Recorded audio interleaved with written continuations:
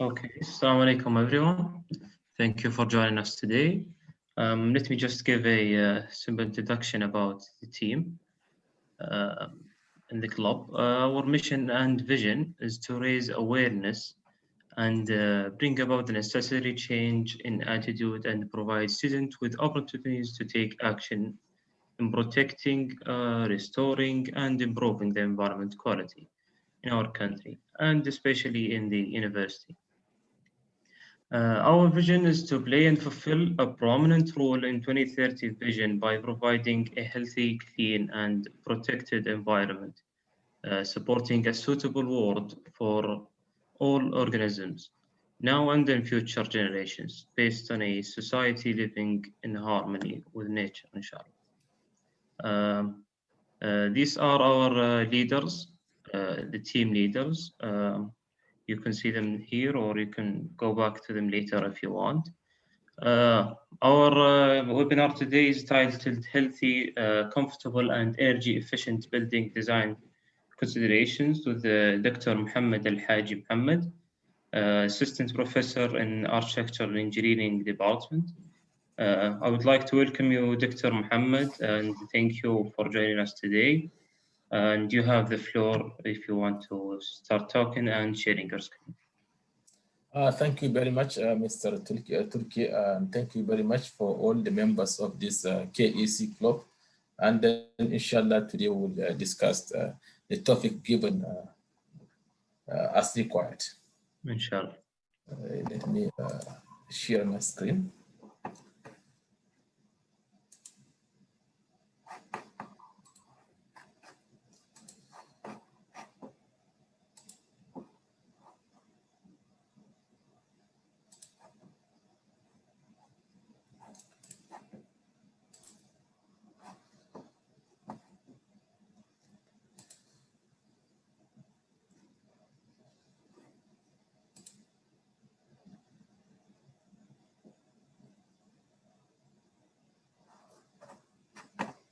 طيب.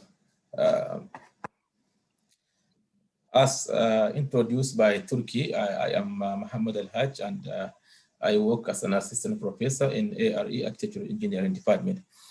Today, I will be talking about healthy, comfortable, and energy efficient building design considerations. This is a topic that has to do with the environment and is very related to the objectives of the KEC. The outline of my presentation goes this way. First of all, I will introduce the topic. I will talk about sustainable building design. I will talk about comfortable, healthy buildings, then comfortable buildings. Then I will talk about energy efficient buildings. Then I will sum up with conclusion. Actually, there are so many elements, so sometimes it's not possible to bring every aspect of it. So if you have any question along the way, kindly post and ask. I will be very happy to entertain any type of question regarding this topic. To introduce the topic, the provision of suitable indoor environmental conditions are required for comfort and health of human beings. Okay, Dr. Mohammed? Yes. Sorry for interrupting you. Can you start, please, the presentation mode so it is in the full screen? It's not started now? We can see it, but it's not in presentation mode. Okay, I'm coming. Let me see.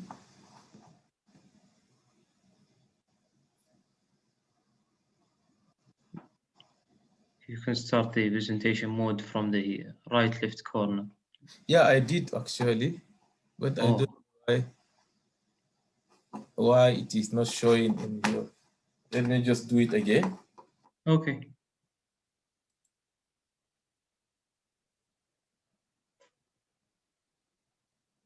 Still not done? It's still not clear. I had actually this problem before you entered. Do you have multiple screens, Doctor? What? Do you have multiple screens on your device? On the screen? Yeah, you have. Yes, I have two screens. I had this problem just now, and I had to unplug one of the screens. I'm not sure. Okay, so I need to work with the system only then? Yeah, I think. Okay, let me just try doing this as you said. Let me try doing this. You're right. Let me try working with the system only.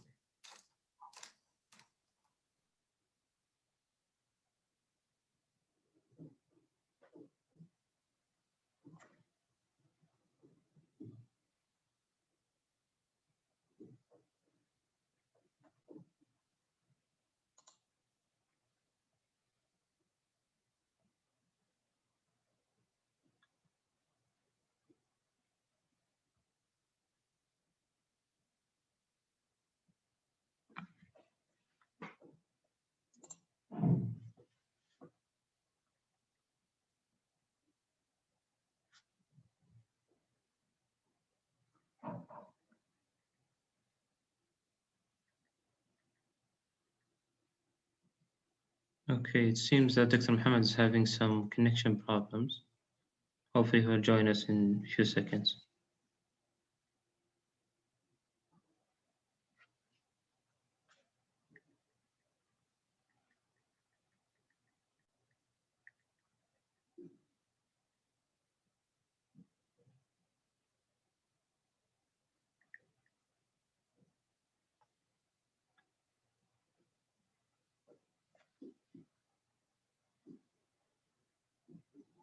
Okay, great, Doctor. It's working. But your mic is muted, Doctor. We can't hear you. Okay, great now. Okay.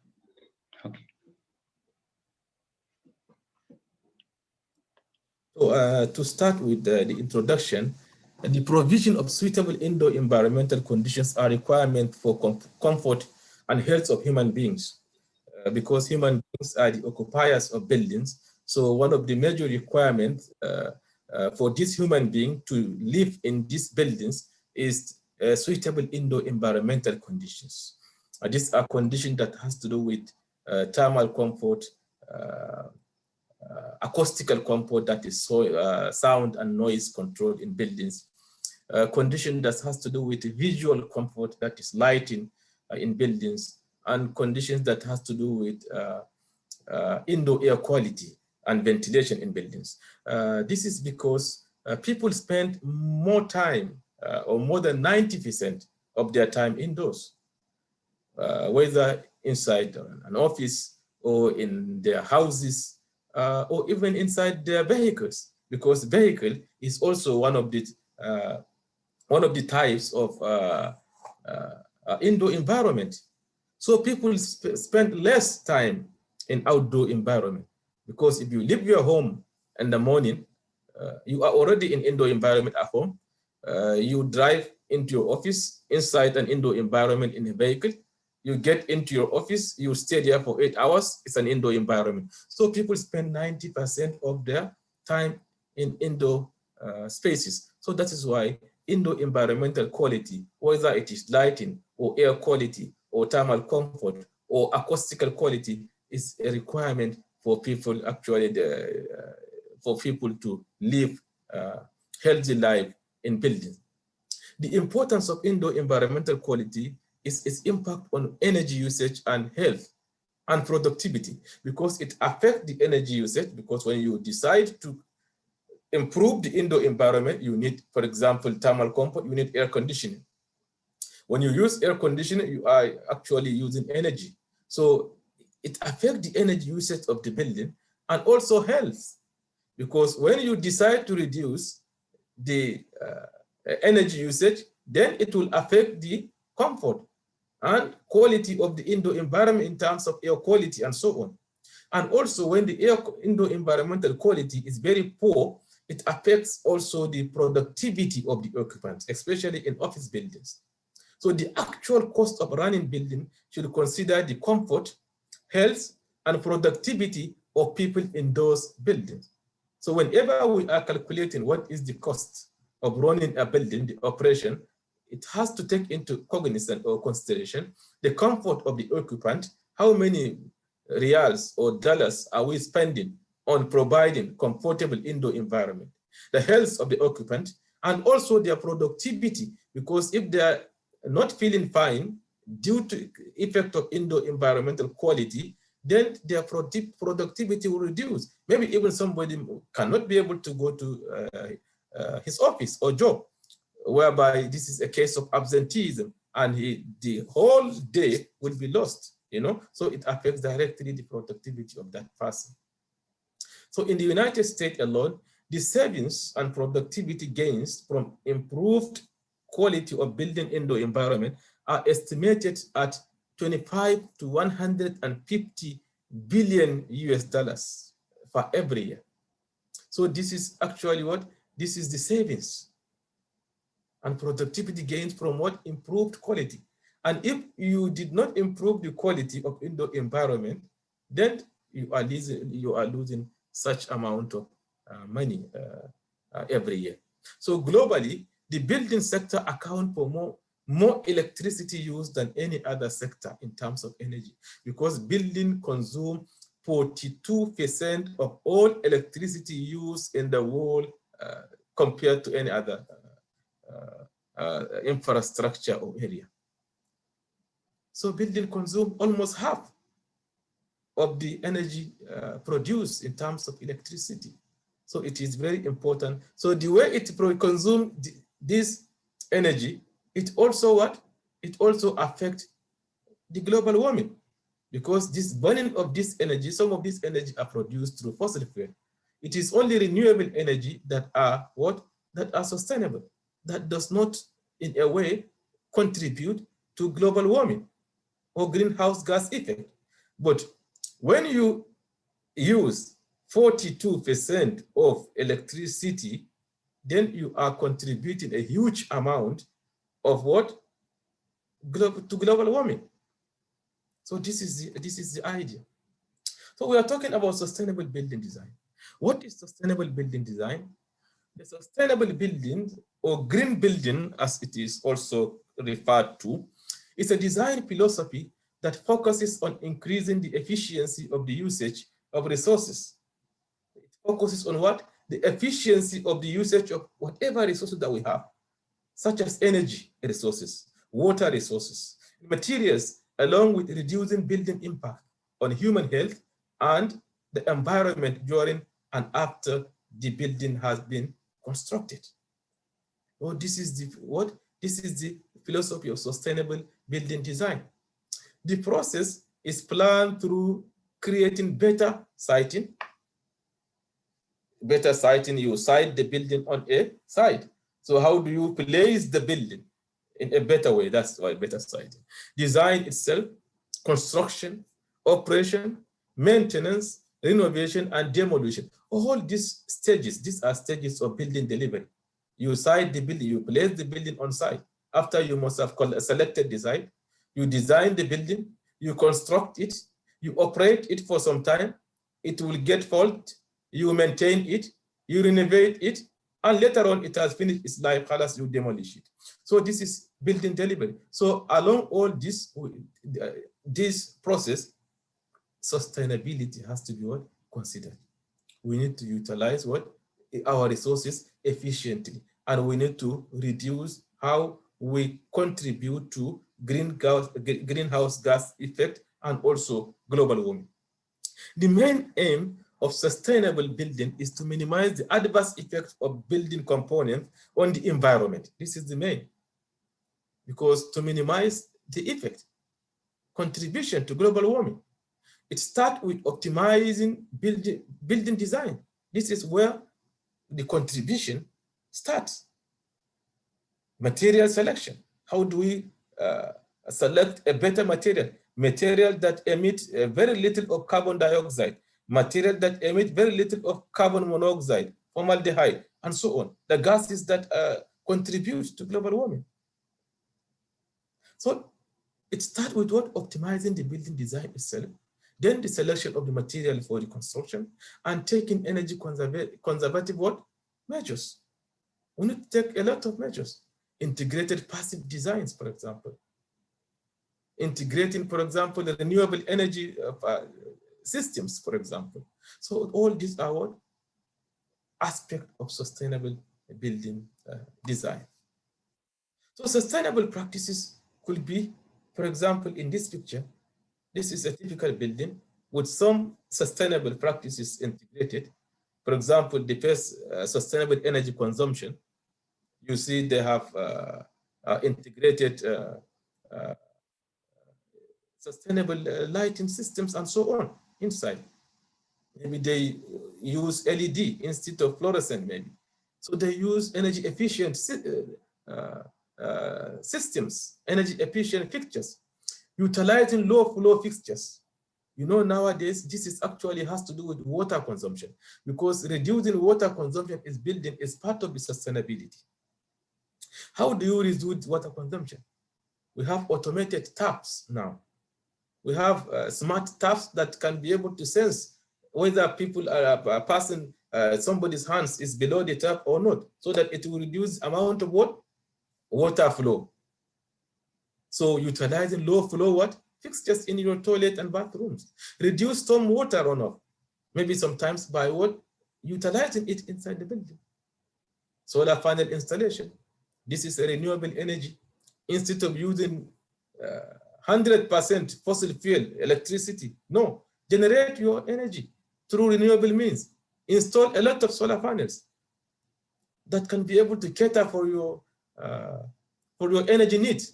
And even maybe you will have even excess. If you have excess, you can be able to give it out to the national grid. You can sell it out actually. The smart gridding system, you can sell it out so that other people can consume it. Vehicle charging station, this is very important. Nowadays, many countries, especially in the Europe and North America, they are going toward electric vehicles. This is because they want to reduce reliance on what? Non-renewable energy. They want to use what? Renewable energy. So this is what they want to what? Reduce what? The effect of global warming. Because whenever you use fossil fuel in your vehicle, it has exhaust. It contributes to the build-up of gases and chemicals that contribute to global warming. So when you make it electric car, then you reduce the air pollution. You reduce what? The pollution of the air. And how this affect building? Because we received our fresh air, ventilation from outdoor. When you reduce the amount of pollutants from exhaust, vehicle exhaust, what have you achieved?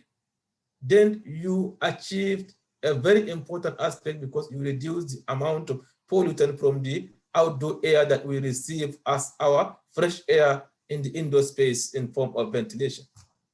So this is what very important. So there are 6 fundamental principles of sustainable building design. Some of them we have touched them one after the other. Why the definition of sustainable building design is ever changing, but the National Institute of Building Sciences defines 6 fundamental principles that you can always define sustainable building with, even if the definition has changed because of development, because of changes in technology, and so on. One of these principles is optimize site potential. You need to look at the site that you are building. What are the opportunities on the site? Make a good selection. Orient the building in a better way. Use element of landscape, because when you make your site green, in a way you reduce the temperature on the site. You change the microclimate of the site.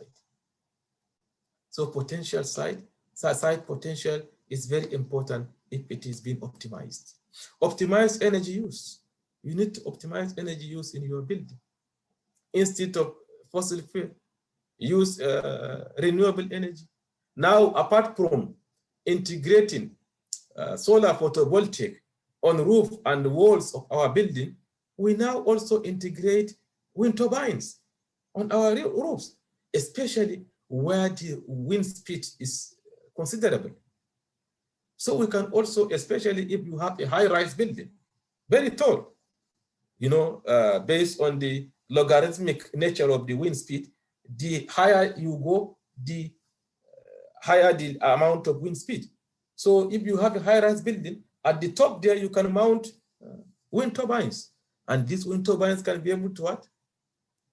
Generate energy, just like the solar photovoltaics. Protect and conserve water, very important. We need to conserve our water. We need to put sensors to our taps. Optimize building space and material use. We need to make a very good building material selection. There are materials that can emit a lot of unwanted chemicals. There are materials that are green. They don't emit these chemicals. Enhance indoor environmental quality. Improve the level of thermal comfort. Improve the level of visual comfort in the space. Improve the level of acoustical comfort. Improve the level of air quality. But when improving this level, you need to consider the what? The principle of sustainability, the concept of sustainability, because you need to make a better selection. When you are selecting this, you need to make what? You need to make a better selection, so that the material that you choose, the system that you choose to enhance this indoor environmental quality are not the type of system that consume a lot of energy, are not the type of system that contribute hugely to global warming. Optimize operation and maintenance practices. Operation of the building is also very important. How we as a human use the building is very important, because some people are very careful. When they get into the building, they on the light. When they are leaving the room, they off the light. In the morning, they go around and off all the security light outside because they are not important. Immediately when it is night, they put it on. These are strategies, operational strategies that will help in what? In doing what? In conserving energy. So optimizing operational and maintenance practices is very important. They are very important in sustainable building design.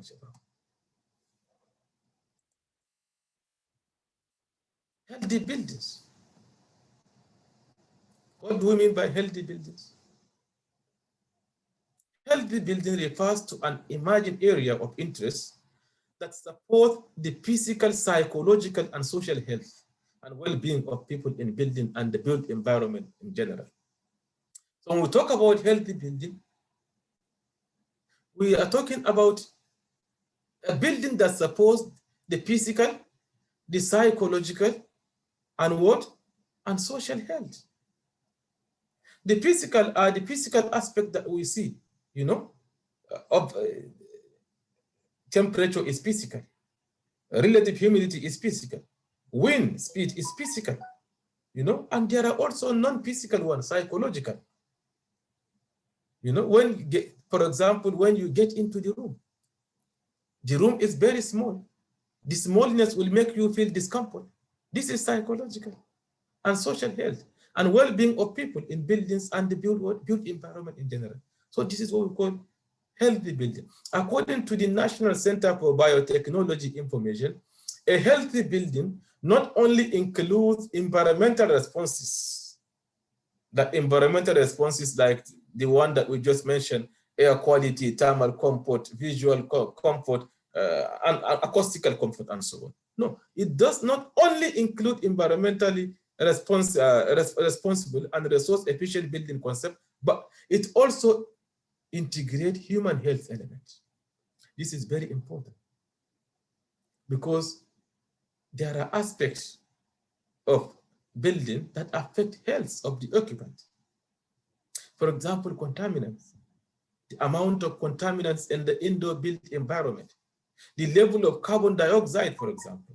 The outdoor concentration of CO2 is known as what? 400 parts per million. This is the level these days. In indoor environment, because it is a confined environment, it is believed that always the CO2 concentration is a little bit above, higher than what? The outdoor concentration, because of a lot of things that we have, our furnitures and so on, that contribute to the CO2 buildup. Even the human being that we exhale CO2, for example, in the respiratory system. So these are all contributing to what? Buildup of CO2. But when this CO2 reaches 700 parts per million, it makes people to feel dizziness, weakness, fatigue of the body. When it is more than 5,000 parts per million, it makes people to feel serious discomfort within the built environment. And when it reaches 40,000 parts per million in indoor space, it leads to death. But CO2 is a normal what? Chemical that is available in the, it's a constituent of the air that we breathe. So we need to what? We need to also integrate what? Human health element, apart from what? Environmental element, such as what? A reduction of air and sound pollution, and access to what? Healthy and sustainable lighting system. These are components of healthy building. There are 9 foundations of healthy building, which are the components that we have. So for every healthy building, these are the elements that we always consider. If these elements are positive, then we call the building as healthy. And this element, when this or some of these elements are negative, then the building is not qualified to be what? To be healthy. This is the idea. So air quality is the one. Air quality is very important. Air is an element that we breathe. It has a direct contact with the building occupants. So whenever people enter into building, they breathe. And they breathe only the air that is available in this building. So this air has to be clean. It has to be free from contaminants. Contaminants either from human beings themselves, like carbon dioxide that we exhale, or contaminants from our furniture, like formaldehyde, argon, carbon monoxide, sulfur, and so on, that we produce because of our activities indoors. We need to avoid all these things. This air that we breathe has to be what? Clean, has to be what? Clear from all these contaminants. Thermal health is very important. The temperature in the room has to be within the acceptable limit. The relative humidity, acceptable limit. The speed of air has to be in the acceptable limit. Shabab, you see, all these are elements. The mean radiant temperature has to be within the acceptable limit. The moisture also is very important. The acceptable relative humidity in indoor space is between what? 30 to 60%. Or some people say, some professionals say 40 to 60%, or 30 to 60%. So anything below 30% is a dry air. It's not good. Anything above 60% or 70%, according to some literatures, is humid. Is what? Saturated. Dust and pests. These are very dangerous because dust are fine particles that can be able to penetrate into our respiratory system through our nose. Those dust are divided into different stages. PM10, these are those that have sizes of 10 micrometers. PM5, those with size of 5 micrometers. PM2.5, those with size of 2.5 microns. So this dose that has a size of 2.5 microns and less are the most dangerous one because they can penetrate into up to the air sac in the respiratory system of human being. Ventilation is very important. For every space, there is required ventilation. For example, for a residential building, 4 air change per hour. For every hour, the air in the room has to change 4 times. For hospital, for example, 6 air change per hour. For in every 1 hour, the air in the hospital building or in the room has to change 6 times. In some areas, 2 air change per hour. Lighting and views, the lighting level, the visual comfort is It's very important. Noise, sound, water quality, safety and security is very important. That is active design. You can solve the issue of safety and security through active or what? Non-smoking. These are elements that are related to safety and security. If we go to the next page, it has explained this.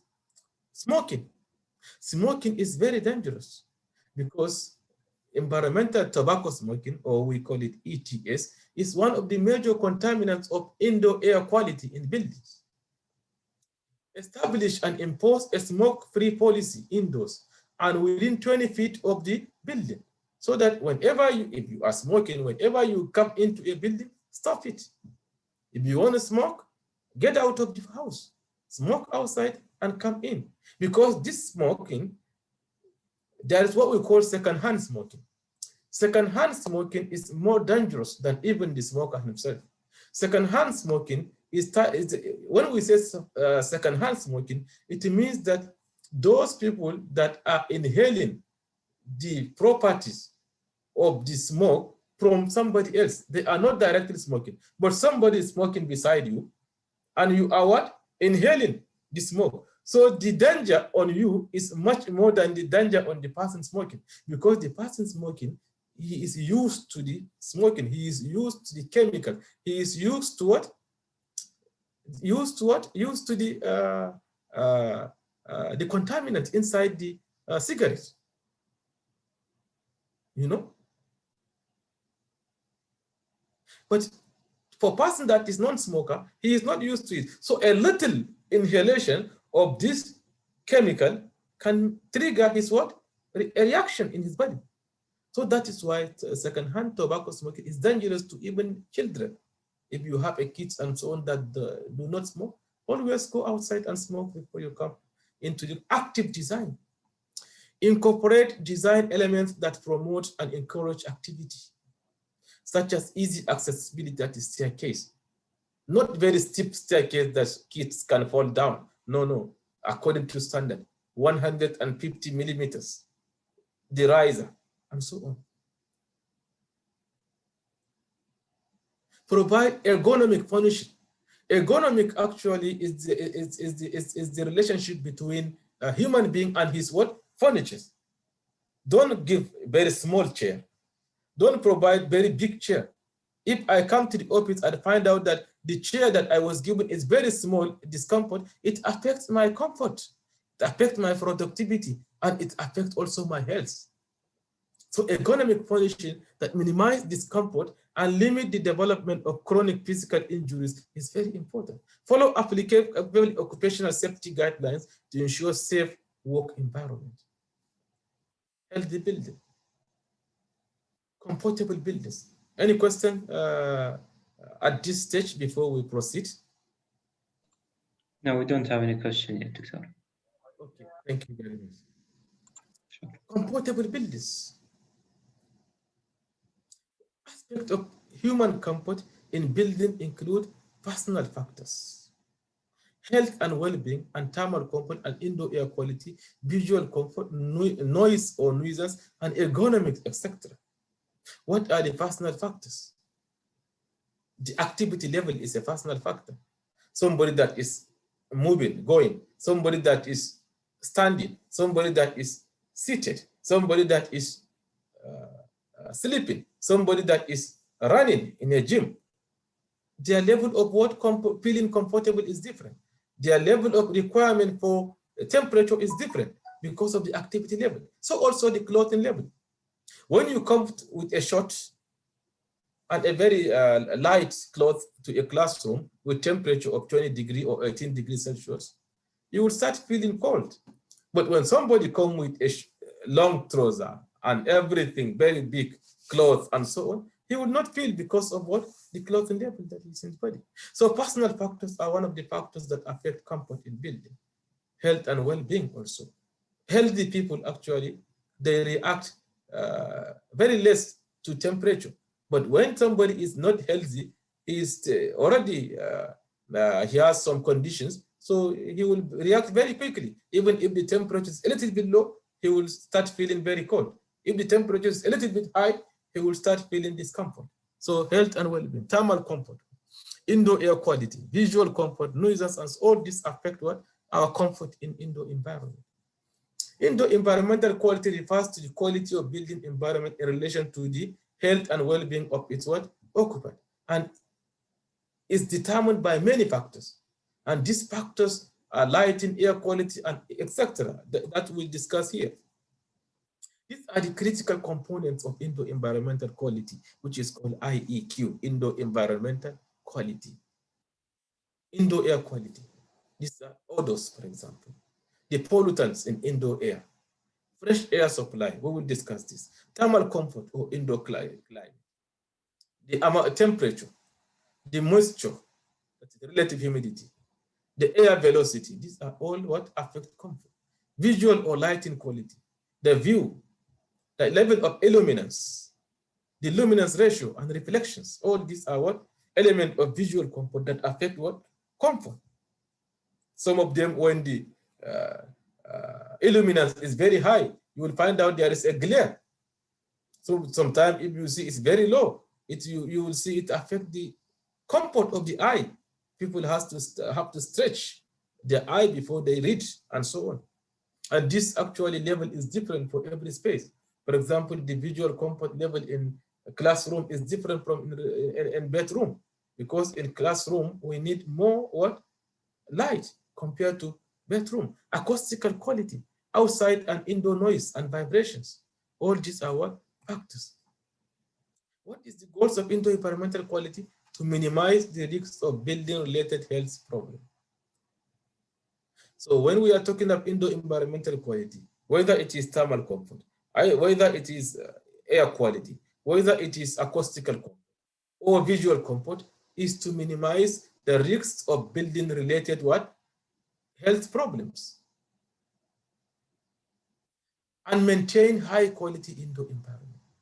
The quality of all these elements or components of indoor environmental quality that we mentioned in the previous slides. How do we improve indoor environmental quality?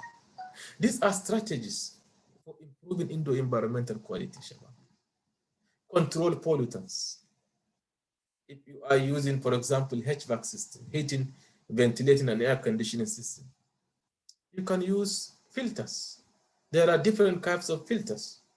They have a lot different merit values, that from 1 to 17. If the filter has 17 merit value or 16 merit value, it can filter even very small sub-microns contaminants. If the filter is, for example, 1 merit value, then it will filter out the bigger contaminants.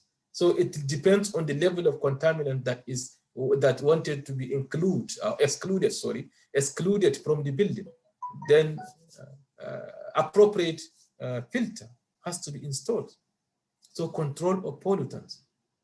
So, but some pollutants are from indoor sources, and because filters only control pollutants that are from outdoor sources. But those pollutants that are already inside the building, how do we control them? By providing enough ventilation, Shabab. Because when we pump in enough air supply, then it can force the vitiated air, the dirty air inside with the contaminant, to move out of the room. Introduce daylight and views. Introduce efficient daylight into the building so that people will feel visual comfort. Provide occupants with controls. Let them control everything, all the fixtures, lighting fixtures, and all other fixtures. Acoustic and noise control is very important in improving indoor environmental quality. The amount of noise that can penetrate from the adjacent room is very important. When you have 2 classrooms, when the material of partition in between the 2 is poor in terms of acoustic, then you will find out that when teacher is teaching in the other class, it will disturb the other class, you know? So this is very important. We need to make sure that the material that we use for acoustic treatment and building forms and so on has to be applied very well, so that we will solve the problem of noise control. Provide thermal comfort. We need to provide thermal comfort in terms of temperature, in terms of humidity, in terms of mean radiant temperature in terms of everything. This is actually very important. These are strategies that we follow toward improve indoor environmental quality in buildings. Now, indoor air quality, because we say that the basic element or component of indoor environmental quality are four.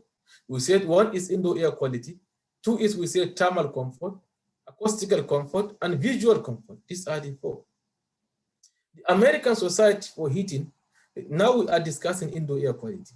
The American Society for Heating, Refrigerating, and Air Conditioning Engineers, ASHRE, defines acceptable indoor air quality as air in which there are no known contaminants at harmful concentration, and which a substantial majority, usually 80% of the people exposed, do not express any dissatisfaction. So this is the condition in which air will be what acceptable, that there are no known contaminants at harmful concentration.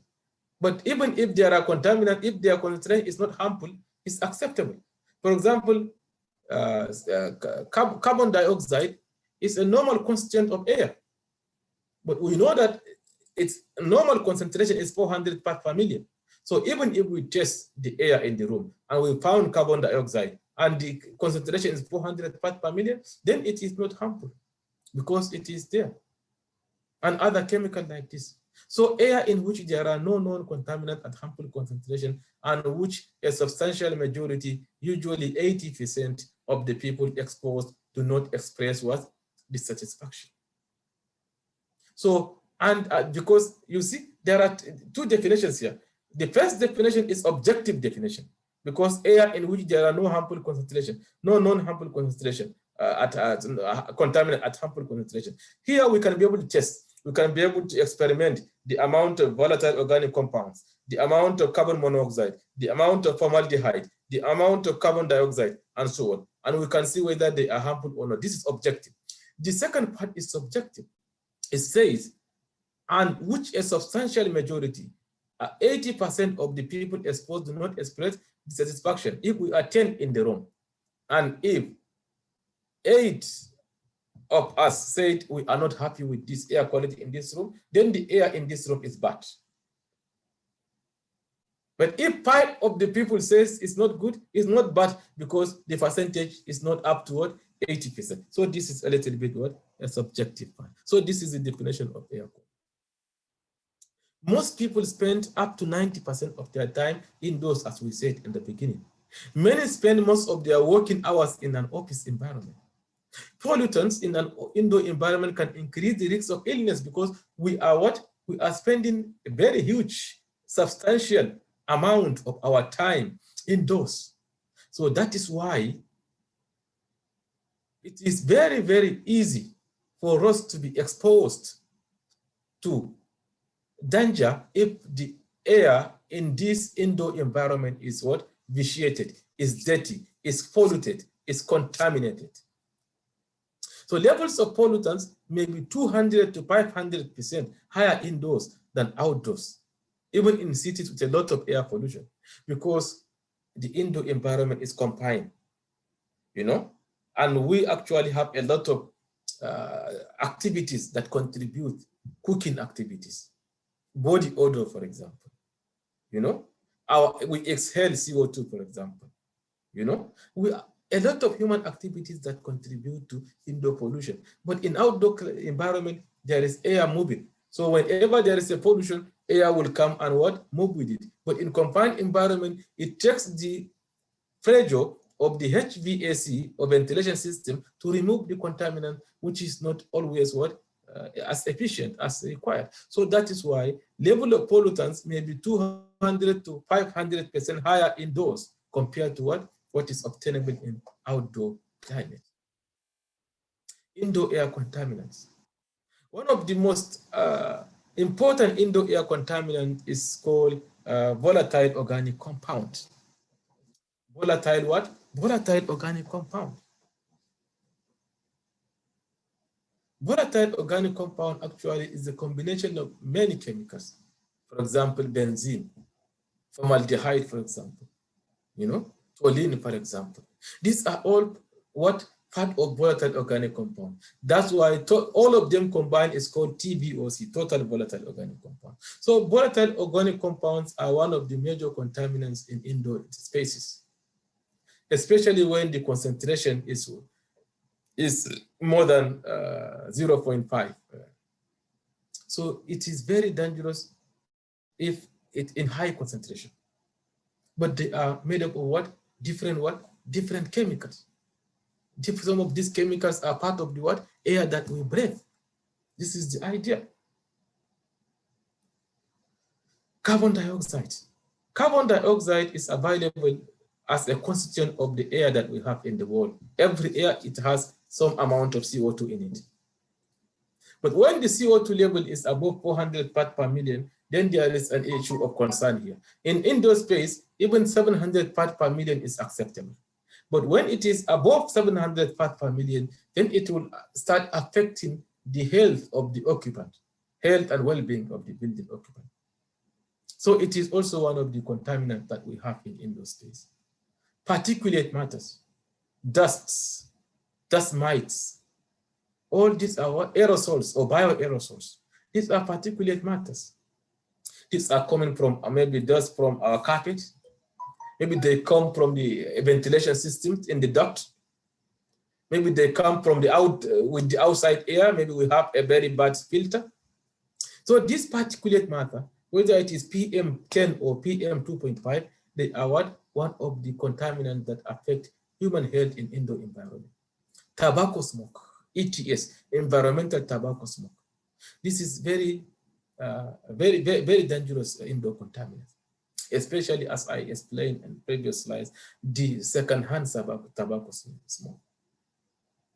Or the sink effect. You know, there is what we call a sink effect. Sink effect is if I am smoking, for example, I smoke maybe one packet of cigarette in the whole day and I came home. And the issue is still there are some elements, you know, of this cigarette in terms of odor and so on that are in my body, my clothes and so on. So it will start what? My clothes and so on will start emitting this element of cigarette and pollute the indoor environment. So this is called what? A sink effect. It's already there in our body. Not that we smoke inside the building. No. Even those ones that are already in our body will start what? Polluting the indoor environment. So these are, we have a lot of contaminants actually, sulfur, nitrogen dioxide, carbon monoxide, a lot of contaminants, but because of the short period of time, we cannot be able to introduce all of them. Ventilation. Why ventilation? In order to achieve acceptable indoor air quality, proper ventilation is required, because ventilation is that mechanism that helps in diluting the indoor air and eventually remove the contaminants or pollutants with the air. So that's why for us to achieve acceptable air quality, we need a proper ventilation. So ventilation in building is required to bring fresh air in from outside and dilute occupant-generated pollutants like carbon dioxide and product-generated pollutants like volatile organic compounds. So if mechanically ventilated, a building mechanical system is designed to bring in outside air, filter that air, and deliver it to occupant. That is the difference between natural ventilation and mechanical ventilation. For natural ventilation, we don't have control actually, because we can only open a window and the air will come in. Whether the air is contaminated or it is clean, whatever, it will come in. But in mechanical ventilation, we have control over the air that we supply, because in the ducting system, we can be able to install filters at different locations. And these filters can be able to filter all the contaminants before introducing or supplying the fresh air into the designated spaces within the building. So this is very important. Although in terms of sustainability, natural ventilation is more sustainable because it does not require any energy to operate, but mechanical ventilation is more important because in terms of health and well-being, it can be able to actually deliver a better and clean air into the indoor environment. So this is actually the difference. A visual or lighting quality. Actually, lighting quality or lighting is divided into two. We have the day lighting, which is the natural lighting, and we have also the artificial lighting. Artificial lighting is the one that we use artificial objects like our luminaires, our bulbs, our fluorescent, our LEDs. We install them, they use energy to what? To give lighting, to provide the visual effect. But because we are dealing with this environmental quality based on energy efficiency or sustainability, then the most important type of lighting for us to discuss here is what? Is daylighting. Daylighting is the lighting that we receive from what? The sun. By what? Providing an opponent, a glazed area in our what? Facade, in our building envelope, in our walls, so that we can be able to imbibe the light from the sun. It is to ensure what? Connectivity between the interior and the exterior environment. When you open a glazed space, you are connecting in terms of the visual comfort, in terms of even seeing the environment. You can be able to connect outdoor from indoor by providing adequate what? Daylighting. And how do we know visual discomfort? And visual discomfort may reveal itself in the following what? Complaints. Too little daylight or artificial light. When we just get into the room, we found out that the area is very dim. We cannot see clearly. There is very little daylight or artificial light. So this is a visual discomfort. Dazzling daylight or artificial light. The daylight is too much here. Opposite. So there is a glare. Even the sun is penetrating. So it's too much. This is also discomfort. Inadequate visibility. You cannot be able to see something from afar. This is also what? A visual discomfort. There are also poor lighting may also contribute, for example, to health effects like eye irritations. If you have poor lighting in the room and you force your eye to read your book because you have an exam tomorrow, then you will end up getting irritation of the eye because you stretch the muscles of your what? Of your eye. You stretch the muscles of what? Of your eye. Neck and shoulder problem.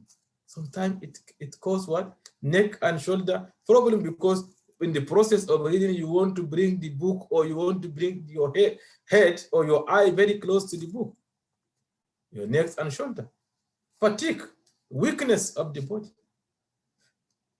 For example, students in classroom, this is a fact actually, students in classroom with access to green views, a lot of opening, very big, wide glass area, they have access to green views through their windows have been observed to experience significantly faster recovery from stress and mental fatigue and perform significantly higher on tests when they are examined, on exams. Of attentional functioning. They test them based on attentional functioning. You know, in your classroom, you see some students are attentive, some are not attentive, some are doing something else. So they actually test them based on their attentional functioning. Compared to students in a classroom with no windows or windows looking out onto other building facade. So the students that have a very big glazing and they are looking at a very nice green area have performed what? Better. So which means lighting or visual effect has a great contribution, effect, impact, and influence on what? Student performance, student understanding in classroom.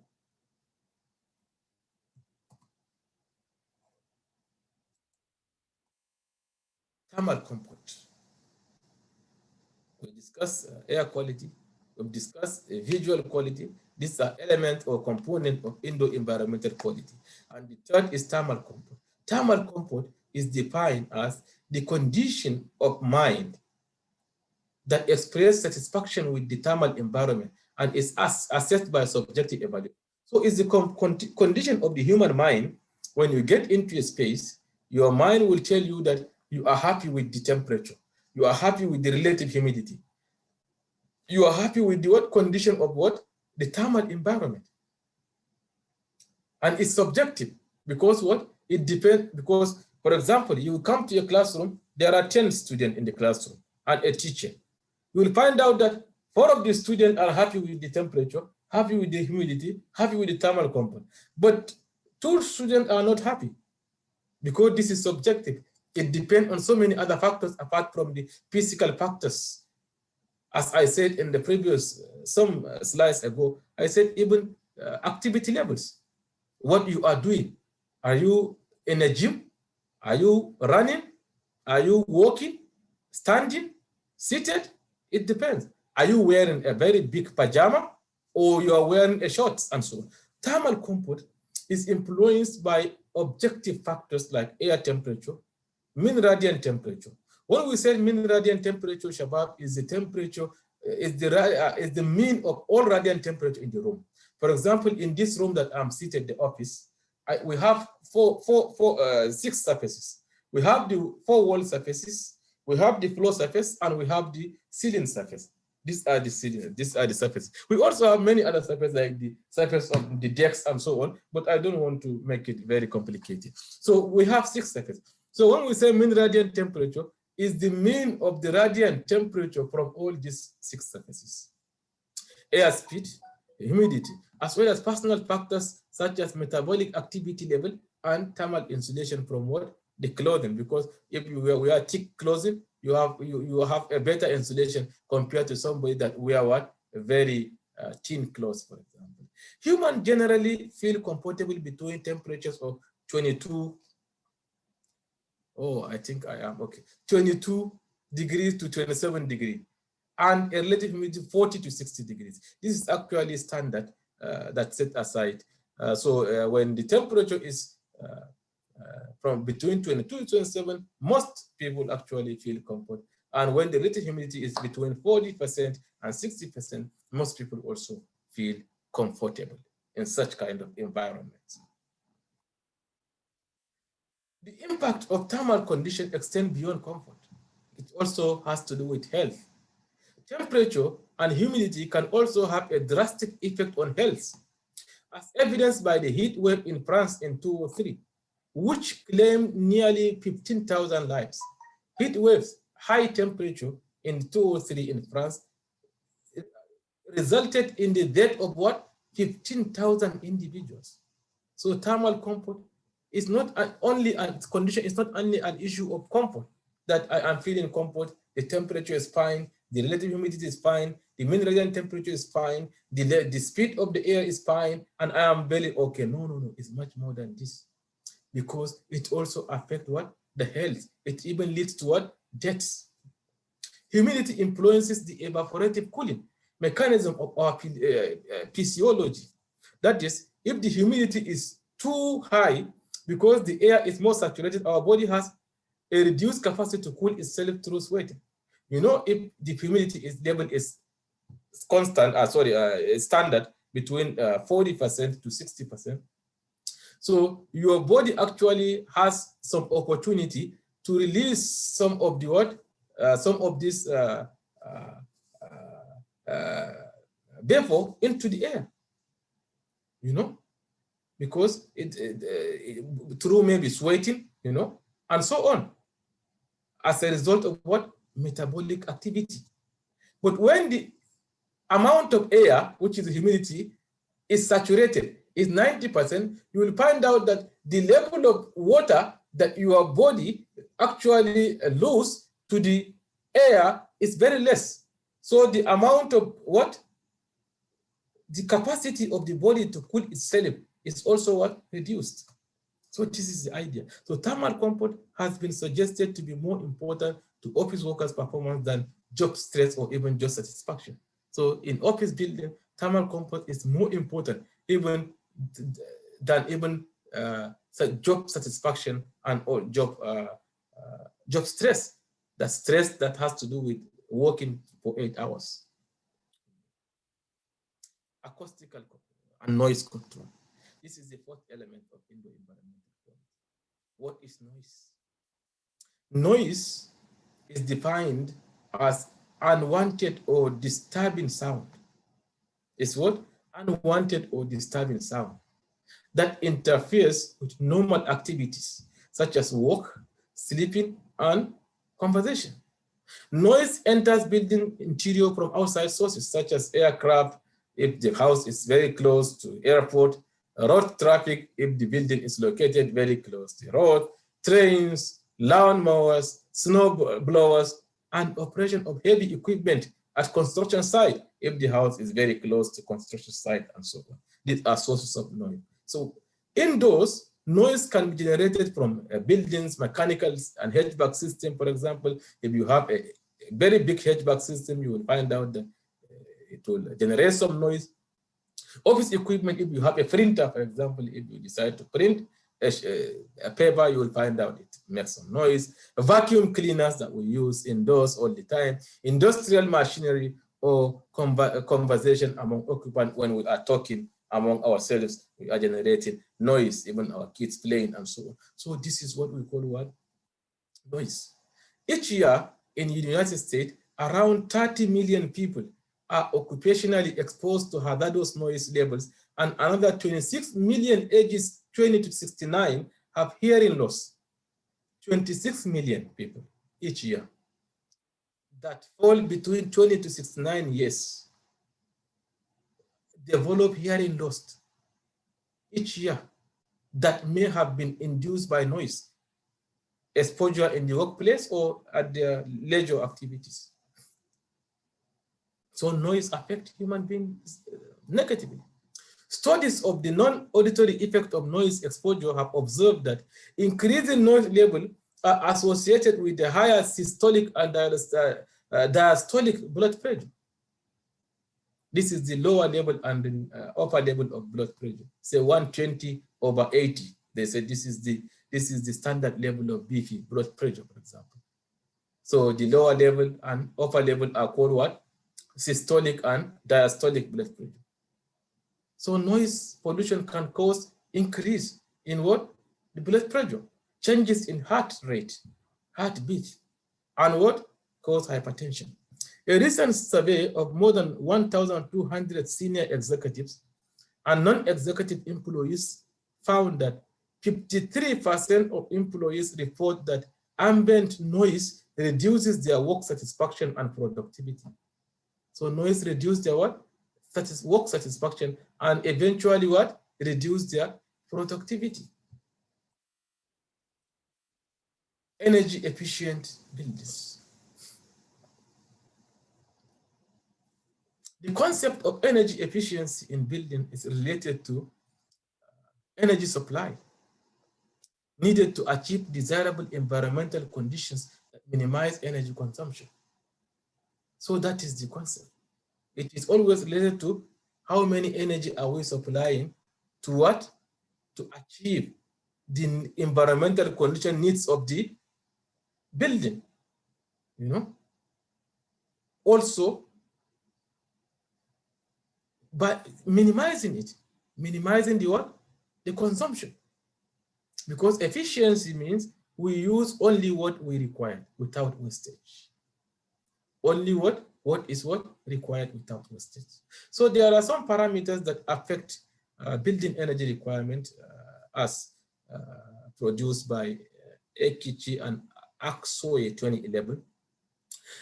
The first column in the table, you see physical environmental parameters, and also the second is design parameters.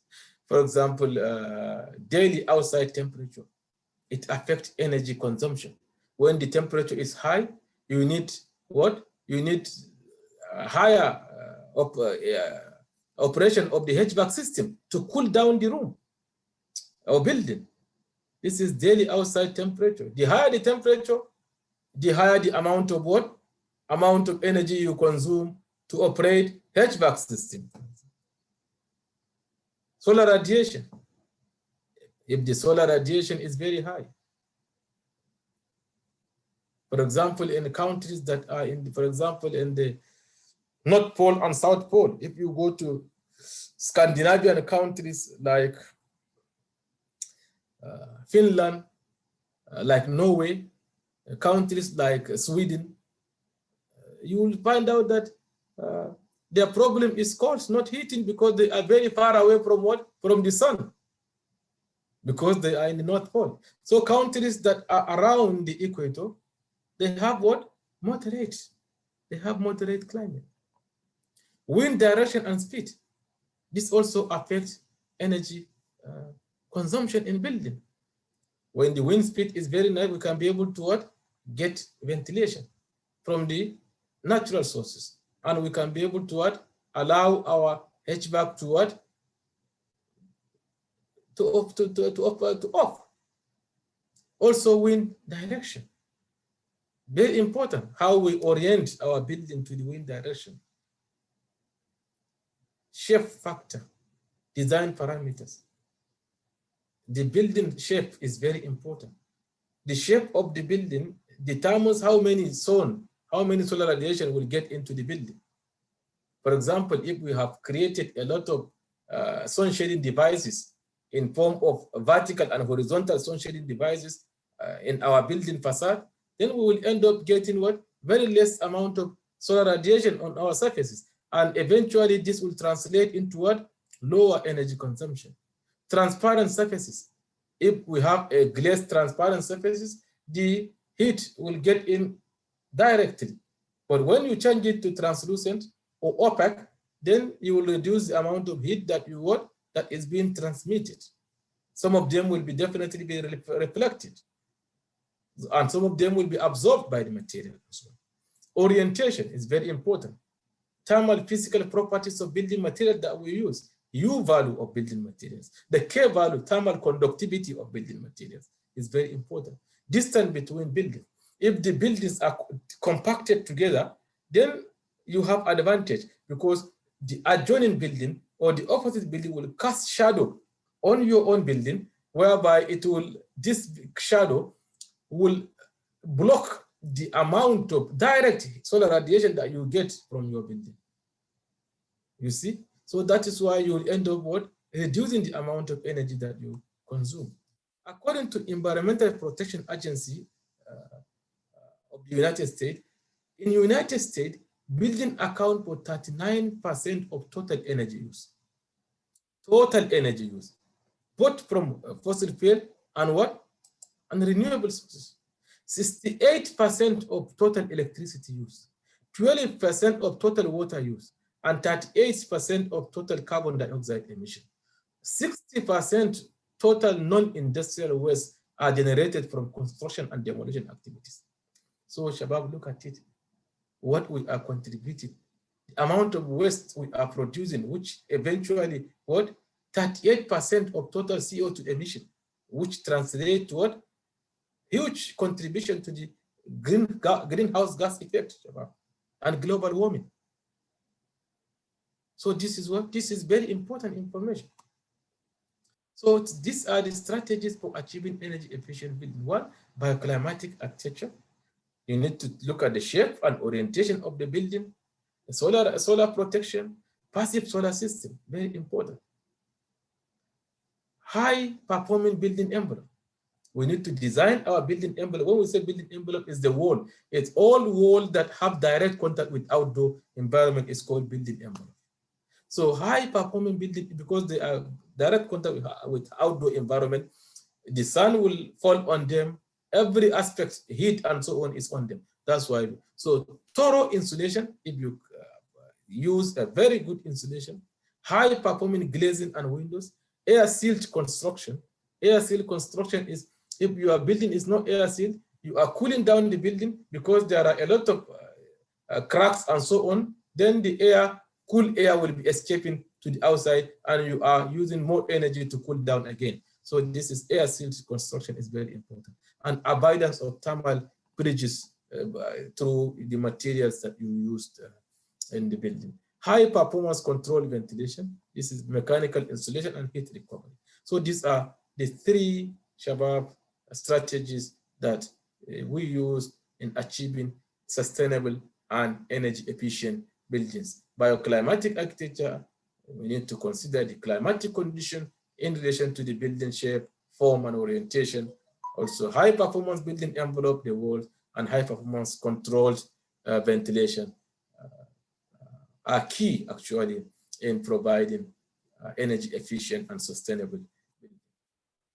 To conclude, professionals in building construction industry should consider health and safety of building occupants while integrating energy conservation measures, because sometimes we need to trade up between energy conservation and also the health of the occupant. Acceptable indoor environmental quality is essential for healthy and comfortable indoor environment. Integration of passive strategies is a key in achieving sustainable building. Passive strategies are mostly what? Renewable strategies. Thank you for your time, and thank you for listening.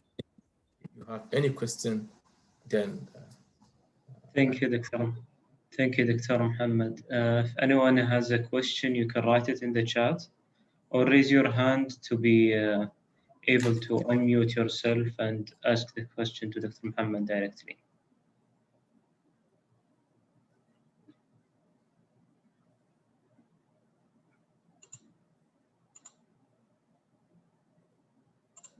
There is a question in the chat. Someone asked, how do we deal with dusty climates, especially in landscapes? How do we deal with dust? Dusty climates. Okay, dusty climate. Okay. Shall I answer this question, or we should wait for another question? Yes, please. Yeah, please. Okay. How do we deal with dusty climate? This is very important question because, as we said, dust is one of the air contaminants that we have, both indoor and outdoor air contaminants. And we said dust that are of very interest to us in built environment is dust that have PM10 and below. When we say PM10, PM means particulate matter.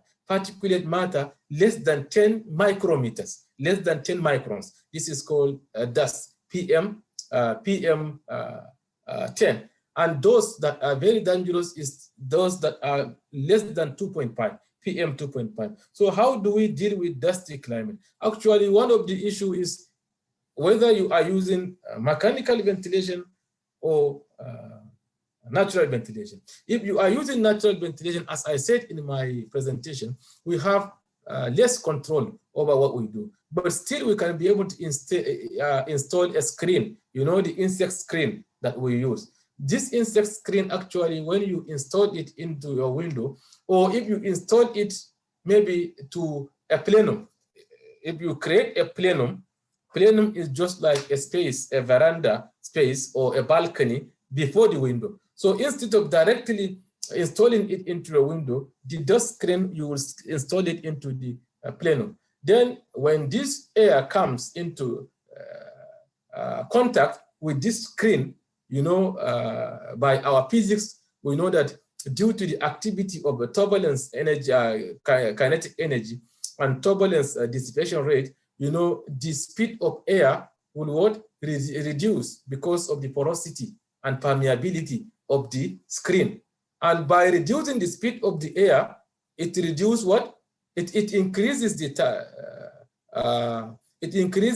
intensity.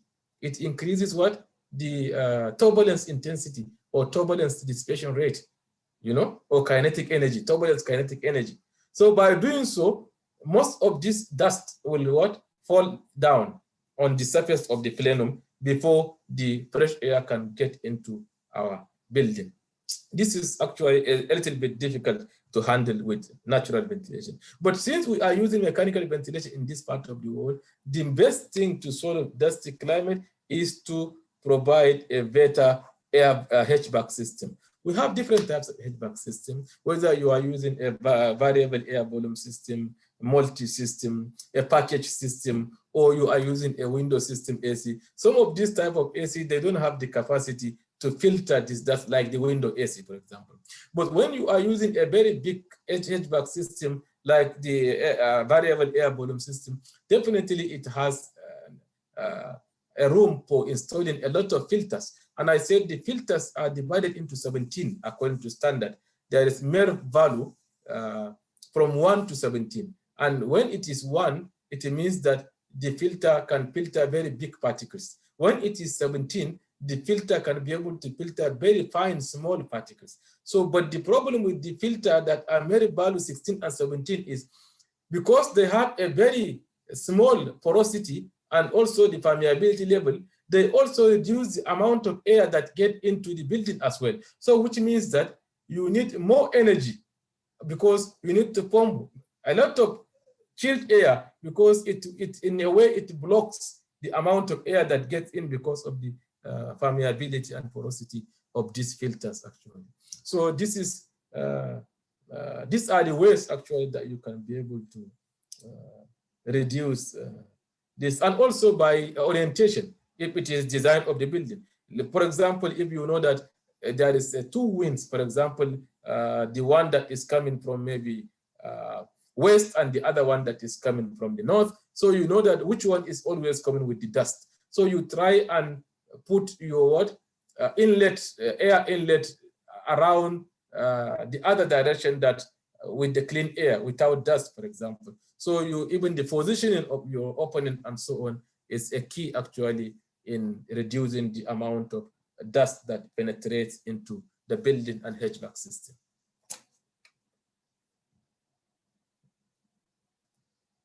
Any other question, please? Thank you, Doctor. I don't believe we have any other questions. I'd like to thank you for taking the time to join us today. It was an illuminating subject. Thank you so much, Dr. Mohammed. Thank you very much, Turkey, and thank you very much, all the members of the KEC club. And I will be happy all the time invited to give similar talks in different topics that has to do with building, that has to do with energy efficiency, sustainability, and so on. Thank you very much once again. Thank you, Doctor. We will be honored. If I may, there's a question in the chat. Yes. Can you answer it? Yeah. He's asking, shouldn't hydrofluorocarbons that are emitted from air conditioners and fridges be considered amongst indoor air contaminants? Yes, hydrofluorocarbon, actually, they are indoor air contaminant, and they are one of the major contributors to volatile organic compounds in indoor space. They are part of the contaminant that we have indoors. Yes, he is right. Okay, thank you. Yes.